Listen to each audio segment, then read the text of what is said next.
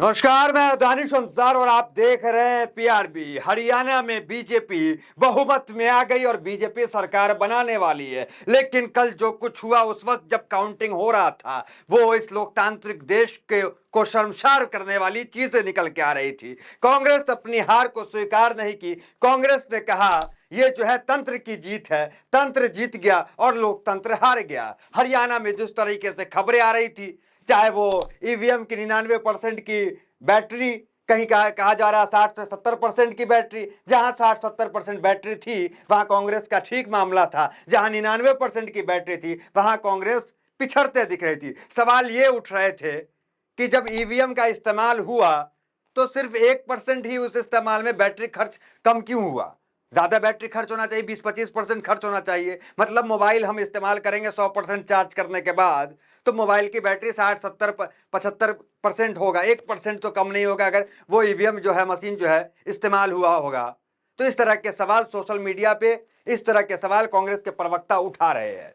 BJP के लिए मुश्किलें क्या बढ़ गई है उसकी चर्चा करने वाले हैं। याद होगा दो एडवोकेट जिसने दिल्ली को हिला के रख दिया था, भानु प्रताप और महमूद पराचा। सुप्रीम कोर्ट के ये दो वरिष्ठ वकील हैं जिन्होंने यूपी चुनाव के वक्त दिल्ली को हिला के रख दिया था। लगातार उन्होंने विरोध प्रदर्शन किया ईवीएम मशीन को लेकर के कि ईवीएम मशीन हटाया जाए और बैलेट पेपर लाया जाए। वो फिर एक्टिव हो गए हैं। महमूद पराचा ने क्या ट्वीट किया, उनका ट्वीट भी देखिए आप। वो कह रहे हैं कि हम ईवीएम को लेकर के फिर से धरना प्रदर्शन करेंगे, एक बड़ा जन आंदोलन करने वाले हैं। तो मतलब ईवीएम को लेकर सुप्रीम कोर्ट के वकील फिर से धरना प्रदर्शन पे उतरेंगे। और जब सुप्रीम कोर्ट के वकील धरना प्रदर्शन में उतरते हैं तो दिल्ली किस तरह से हिल जाती है ये आपको पता है, लोग किस तरह से उनका समर्थन करते हैं ये आपको पता है। तो एक बार फिर जो है वो धरना प्रदर्शन फिर से चालू होने वाला है, फिर से जो है देश भर में विरोध प्रदर्शन जो है शुरू होने वाला है ईवीएम को लेकर के। एक क्लिप आप जो है वो देखे भानु प्रताप जी का, वो क्या कह रहे हैं ईवीएम को लेकर के, सुप्रीम कोर्ट को लेकर के मामला सुप्रीम कोर्ट भी गया, वो क्या कह रहे हैं वो क्लिप आप देखें पहले। जो 8 अक्टूबर 2013 को सुप्रीम कोर्ट ने सुब्रमण्यम स्वामी बनाम इलेक्शन कमीशन ऑफ इंडिया वाले केस में जो जजमेंट दिया है उसके पैरा 27 में सुप्रीम कोर्ट खुद इस बात को मानता है कि ईवीएम से free, fair and transparent election नहीं हो सकता। बस इतना ही किया, सुप्रीम कोर्ट को वहीं ईवीएम को खत्म कर देना चाहिए था, लेकिन उसने खत्म करने के बजाय वीवीपैट को साथ में जोड़ दिया।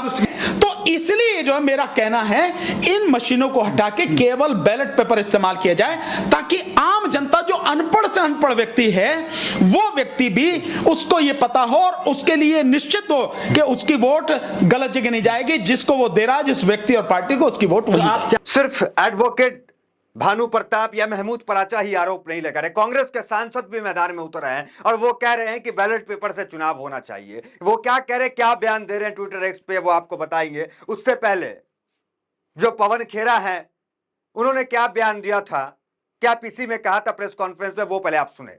पानीपत के कैंडिडेट हो गए 3 जिलों से, हिसार, महेंद्रगढ़, पानीपत। यहां से लगातार शिकायतें आ रही कि कैसे बैटरीज जो मशीन की थी वो 99% थी, और जिन मशीनों की बैटरीज 99% थी उन मशीनों में नतीजा एक आया, हमें हराने वाला नतीजा आया। और जो मशीनें नहीं, जिनको छेड़ा गया, जिनकी बैटरी 60-70% जो स्वाभाविक है होनी चाहिए थी, उसमें हम जीत रहे हैं हमारे कैंडिडेट। तो हम ये सारी शिकायतें इकट्ठी कर रहे हैं। हमारे कैंडिडेट्स ने वहां रिटर्निंग ऑफिसर्स को शिकायतें दी हैं और दे रहे हैं अभी, लेकिन आने वाले कुछ दिनों में ये सारी शिकायतें लेकर हम चुनाव आयोग में जल्दी ही जाएंगे और अपनी शिकायत वहां दर्ज कराएंगे। इस तरह का नतीजा कहीं भी धरातल पे नहीं दिख रहा था। आप लोग भी गए, हम लोग भी गए, सब घूम रहे थे। कोई ये नहीं मान सकता कि हरियाणा में इस तरह का अप्रत्याशित नतीजा आएगा। हम सब अचंभित हैं। ये अगर एक लाइन में इसको कहा जाए तो ये तंत्र की जीत है और लोकतंत्र की हार है। देखिए कांग्रेस के जो सांसद है, राज्यसभा सांसद, वो क्या कह रहे हैं उनका बयान देखिए। कांग्रेस के राज्यसभा सांसद आनंद शर्मा ने अपने ट्वीट में लिखा, हरियाणा का फैसला चौंकाने वाला है, यह अविश्वसनीय है और इसे स्वीकार करना मुश्किल है। यह फैसला कांग्रेस के लिए दिख रही लहर के खिलाफ है। विश्वास और वैधता बहाल करने के लिए सुप्रीम कोर्ट को हस्तक्षेप करना चाहिए और पेपर बैलेट को वापस लाना चाहिए। मतलब इन मामले में सुप्रीम कोर्ट हस्तक्षेप करे और पेपर बैलेट को वापस लेके आए। देखिए तमाम चीजें चल रही है ईवीएम के खिलाफ, ईवीएम को लेकर लोग लिख रहे हैं। और एक ये भी वायरल हो रहा है एबीपी न्यूज का, देखिए हर जगह नीदरलैंड हो, जर्मनी हो, इटली हो, इंग्लैंड हो, सब ने ईवीएम को नकार दिया, लेकिन भारत में ईवीएम से चुनाव हो रहे हैं। अब आइए आप अखिलेश यादव, देखिए अखिलेश यादव की लोग तारीफ कर रहे हैं कि अखिलेश यादव लोकसभा में इतना अच्छा प्रदर्शन करने के बाद भी संसद में कहे थे कि हम ईवीएम से चुनाव होने नहीं देंगे अगर हमारी सरकार आती है, मतलब इंडिया गठबंधन की सरकार आती है तो ईवीएम हटाने का काम करेंगे। मतलब ईवीएम से जीत के ही ईवीएम हटाने का काम, ये quote and quote Akhilesh Yadav ने कहा था संसद में। उनकी भी वो स्पीच ईवीएम को लेकर के सुनिए। अध्यक्ष महोदय, ईवीएम पे मुझे कल भी भरोसा नहीं था, आज भी नहीं भरोसा। मैं 80 के 80 सीट जीत जाऊं तब भी नहीं भरोसा। और मैंने अपने चुनाव में कहा था अध्यक्ष महोदय कि ईवीएम से जीत करके ईवीएम हटाने का काम करेंगे। न ईवीएम का मुद्दा मरा है न जाएगा खत्म। जब तक ईवीएम नहीं हटेगी हम समाजवादी लोग उस बात पर अड़ग रहेंगे। दूसरी तरफ ये दो वीडियोस लगातार सोशल मीडिया पे वायरल हो रहा है, जिसको लेकर भी यूजर्स जो है सवाल उठाने का काम कर रहे हैं। एक वीडियोस है हरियाणा के मौजूदा मुख्यमंत्री नायब सैनी का, जिन्होंने वोटिंग से एक दिन पहले कहा था कि सारी व्यवस्था हो गई, हम चुनाव जीत रहे हैं। आखिर किस व्यवस्था की बात नायब सिंह सैनी कह रहे हैं। और दूसरी वीडियो प्रधानमंत्री मोदी की क्लिप जो है वो भी काट करके वायरल की जा रही है। इस क्लिप की कोई पुष्टि हम नहीं करते हैं, लेकिन सोशल मीडिया पे हजारों लाखों की तादाद में यूजर्स इसे पोस्ट कर रहे हैं। इन दोनों वीडियोस को बारी बारी देखने का काम करें आप। हमारी योजना ऐसे नहीं होती, आपको लगता होगा कि लास्ट मोमेंट ऐसा कर दिया, लास्ट मोमेंट ऐसा कर दिया, ऐसा नहीं होता है जी। हम बहुत डिटेल में प्लान करके चीजों को ऑर्गेनाइज करते हैं। आप देख रहे होंगे पिछली भी मैंने शुरू से ये कहा है कि भारतीय जनता पार्टी एक तरफा सरकार बना रही है। हमारे पास सारी व्यवस्थाएं हैं, आप चिंता मत करिए। काउंटिंग धीरे धीरे अपडेट होना चुनाव आयोग के साइट पे, और या सीसीटीवी कैमरे का 36 मिनट तक का बंद हो जाना, और बैटरी कहीं जहां 99% है वहां बीजेपी जो है अच्छी खासी उस ईवीएम में वोट बीजेपी का होता है, और जहां 60-70% है वहां कांग्रेस का होता है। इसको लेकर के भी सवाल उठाए जा रहे हैं। बैटरी डिस्चार्ज क्यों नहीं हुए जब ईवीएम पे इतने वोट गिरे? ये तमाम सवाल जो है कांग्रेस जो है वो प्रेस कॉन्फ्रेंस के दौरान उठाइए। अब देखिए सिर्फ कांग्रेस ही नहीं, देश की आम जनता भी इस मामले में लिख रही है, बोल रही है। केआरके ने क्या ट्वीट किया, फिल्म क्रिटिक्स है वो देखिए एक बार उनको। Nobody has given vote to BJP in Haryana and still BJP is winning. मतलब बीजेपी को किसी ने हरियाणा में वोट नहीं दिया था। हम जैसे पत्रकार, चाहे वो डिजिटल के पत्रकार हो चाहे वो गोदी मीडिया के पत्रकार हो, सबने ये माहौल क्यों नहीं भाप पाए कि वहां बीजेपी आ रही है। किसी ने भी ये माहौल नहीं भापा, लेकिन नतीजे क्या आ गया। वहां चाहे वो किसान का मुद्दा हो, किसान आंदोलन का प्रभाव वहां पे था।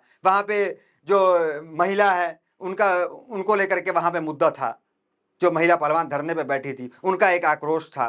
लेकिन तमाम मुद्दे जो है धरे के धरे रह गए, और बीजेपी जो है सरकार बना रही है और बहुमत में आ गई है। लेकिन सवाल उठाने वाले सवाल उठा रहे हैं। देखिए, BJP is winning it's the game of EC, the politicians are not understanding the game of EC, nobody can defeat BJP till voting is happen by EVMs, EC put extra vote in EVM and even change the EVM within hour. मतलब ये केआरके का आरोप है कि 1 घंटे के अंदर EVM जो है इलेक्शन कमीशन बदल देता है। इस तरह के आरोप केआरके लगा रहे हैं। तो ये गंभीर मामला है कि जब शख्स सुबह किसी चीज में रह जाए, टेक्नोलॉजी का जमाना है। इजराइल में बैठे बैठे फिलिस्तीन में पेजर बम ब्लास्ट कर देता है, पेजर में बम बटन दबाते ही ब्लास्ट हो जाता है, तो ईवीएम हैक क्यों नहीं हो सकता है। इस तरह के तमाम सवाल जो लोग जो है वो लिख रहे हैं सोशल मीडिया पे, लगातार चीजें चल रही। देखिए, पंखुड़ी पाठक है, प्रवक्ता है, ये भी खबर निकल के आ रही है कि 16 जो एमएलए हैं, जो जीते हुए उम्मीदवार हैं बीजेपी के, वो कांग्रेस के संपर्क में है। लगातार वो क्या ट्वीट है, उसका क्या मामला वो बताते, उससे पहले इनका ट्वीट पढ़िए। जहां भाजपा हार रही होती है तो 2 काम होती है, काउंटिंग धीरे कर दी जाती है, चुनाव आयोग की वेबसाइट अपडेट होनी बंद हो जाती है। यही हरियाणा में भी हो रहा है। चिंता न करें, कांग्रेस सरकार बना रही है। पंखुड़ी पाठक, नतीजे साफ हो गए, फिर भी कह रहे कि सरकार जो है कांग्रेस बना रही है। और लगातार वो ट्वीट भी आप देखें जहां कहा जा रहा है कि 16 जीते हुए उम्मीदवार कांग्रेस के संपर्क में है। राहुल गांधी दिल्ली में आ गए हैं।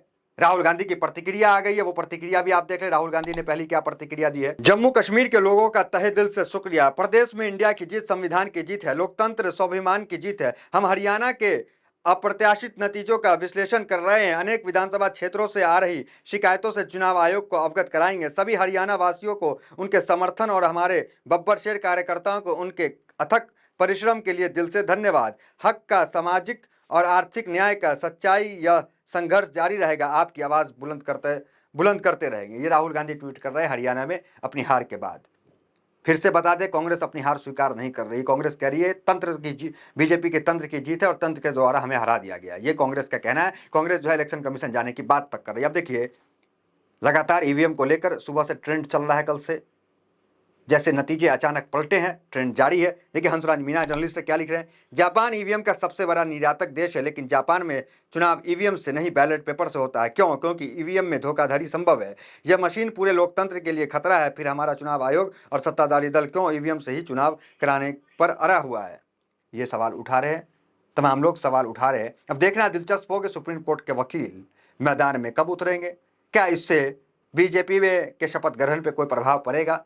क्या बीजेपी जो है सुचारू रूप से सरकार बना लेगी, शपथ ले लेगी, या सुप्रीम कोर्ट के वकील के हस्तक्षेप के बाद, जिस तरीके से राज्यसभा सांसद कांग्रेस के ने भी कहा है कि सुप्रीम कोर्ट मामले को संज्ञान ले, तो देखना दिलचस्प होगा आगे क्या होगा। तो फिलहाल इस वीडियो में इतना ही। मिलता है वीडियो में हमारे साथ। बहुत बहुत धन्यवाद।